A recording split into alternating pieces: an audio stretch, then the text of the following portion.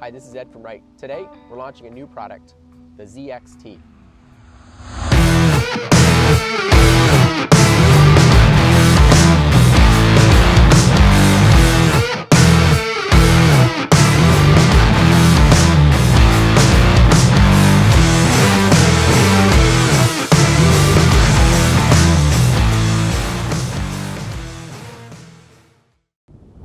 The ZXT is very much at the top of the market. This machine has a 40 horsepower engine, has the oil guard system, which allows for a 500-hour oil change interval in the engine.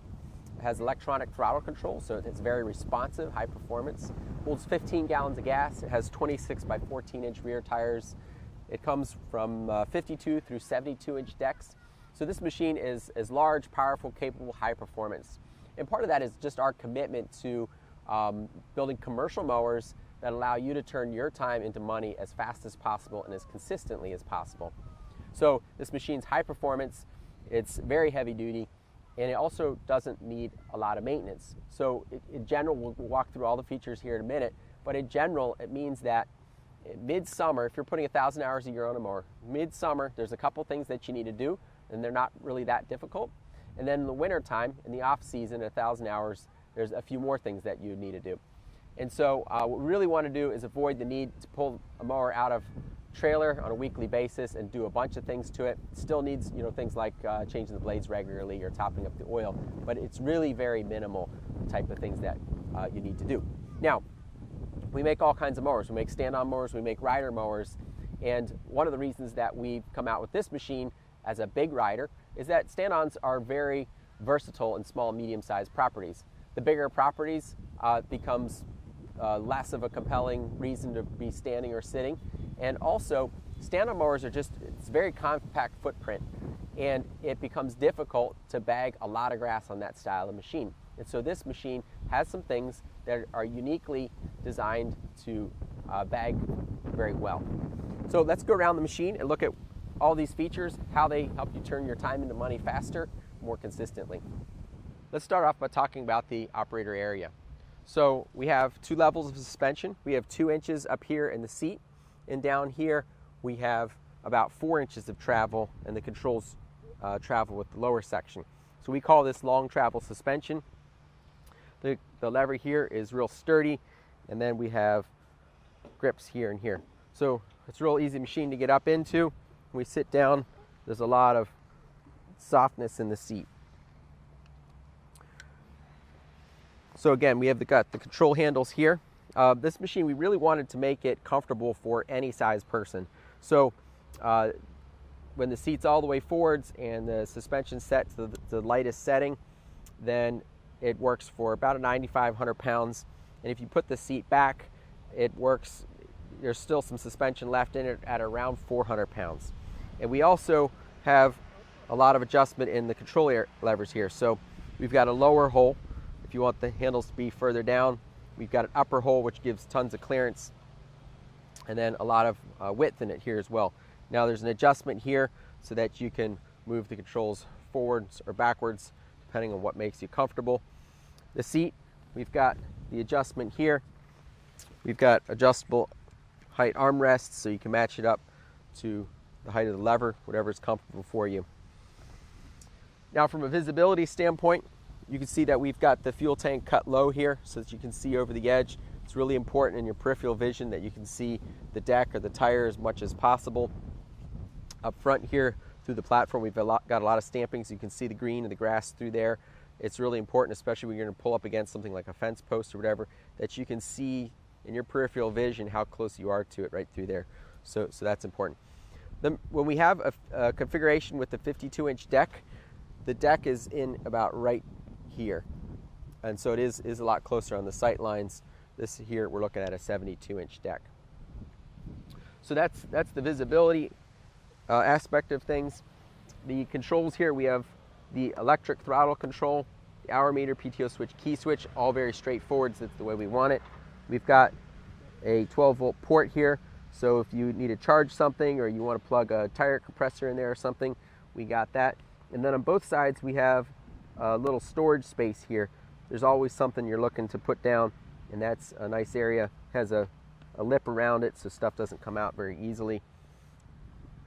Okay, down in the foot area, we've got the parking brake. Push the top, locks in, push the bottom, comes out. On the deck lift here, push the top, latches up. If you push right here, comes down. So we want that to be hands-free. If you're using the controls, we don't want to have to require that you do something else with your hands. So that's completely hands-free. The selector is super straightforward. We've got this red pin that goes in the hole that you want. So that's 2 inches, 5 inches. We go all the way up to 6 inches. With a machine that's this big and this much power, you want the deck to come up real high to get over stuff, or if you want to do some field cutting or something like that. So a lot of range of cut in it. So overall, that's the operator area. We like to keep everything as simple as we can, which is ideal. We want to keep everything as comfortable as possible. Seats up high, so you don't have that feeling like you're in a race car on your heels. It's real comfortable for all size people. So that's the main operator area. Now, coming around the front,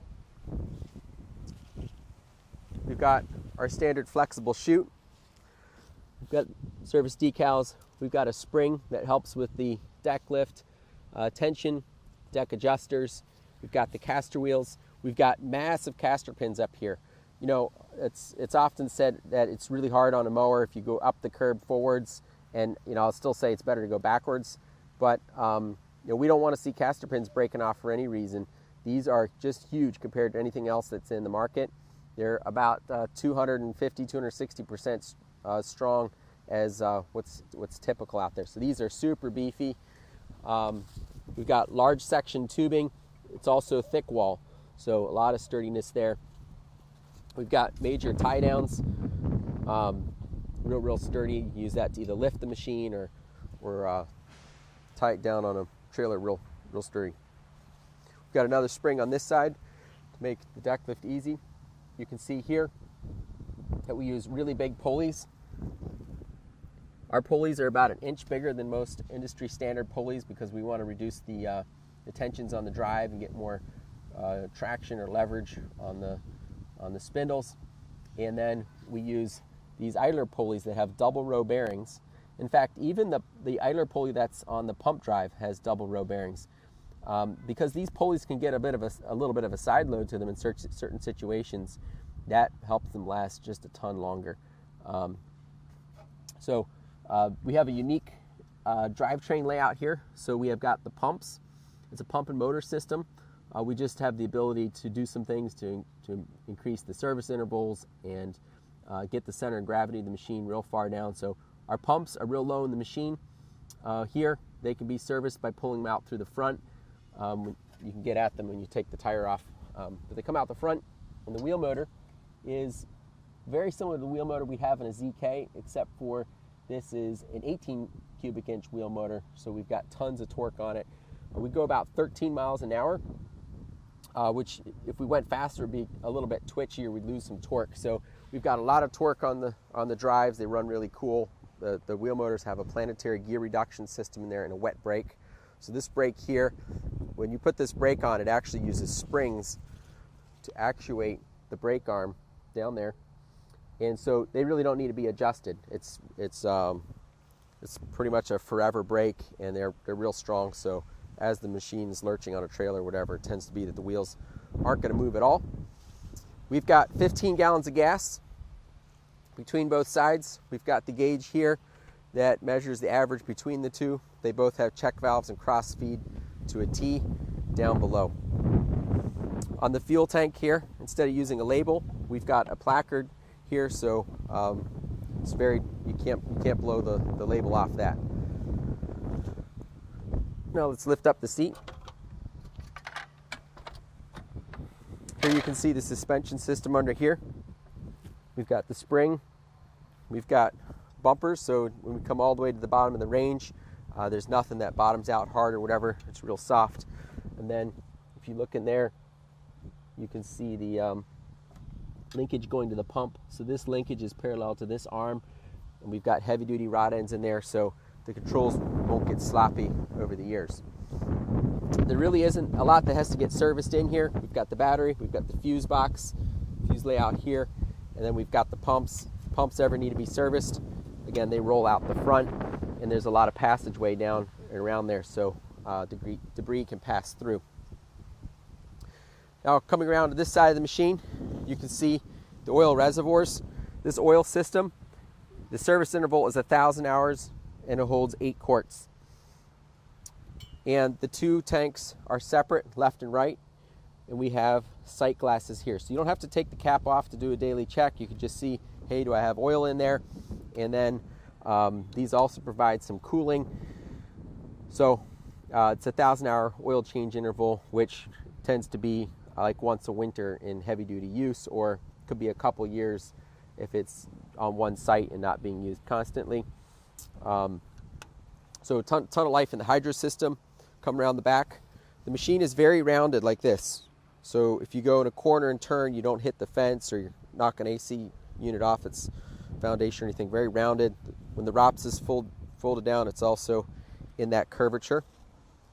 We have a bit of a sort of military-ish sort of look to it. It's always about functionality first, and then after that is aesthetics. And so all this is designed to give us a good sight line and that type of thing, keep the mud from flying up, but high enough where if another unit's parked behind there, it doesn't damage the fender. So it's all about function first and then aesthetics second. We did want to go for a little bit edgier look with this machine than some of our other riders, but not so much that it begins to look unprofessional in commercial use. So coming around the back, we've got a very sturdy bumper. So if machines are packed in against each other, gives you a ton of strength there. And we also have a hitch. It's a standard receiver style hitch there. It just makes it easy if you need to hook something onto it and move around. Obviously, it's not for highway use or big trailers and that kind of thing, but super handy to have for different kinds of accessories and whatnot. When we put the bagging system on here, it drops down behind here. It's bolted into the bumper, so that really supports the bagging system well. The tires here, 26-inch diameter by 14 inches wide. On the 52-inch deck, the tire is, here, let's look at the offset. Here you can see the offset on the 72. The 52-inch deck is somewhere about right in here, and so the tire is near the edge of the fuel tank, and that has a 26 by 950 wide tire for the 52. This machine's really, it's most ideally sized as a 61 and a 72, but we do know that there's certain settings, especially when mulching or in southern areas where the grass grows like crazy, that you want tons of horsepower and you want a 52-inch deck. And so we've made the 52-inch deck available for this machine. It's a ridiculous amount of horsepower to have 40 horse electronic governor on that 52. All right, now coming around this side, we've got the oil guard system. If you're not familiar with the oil guard system, what it does is it allows for a 500-hour oil change interval, and when you change the filter, it's as easy as pulling this thing out and putting a new one in.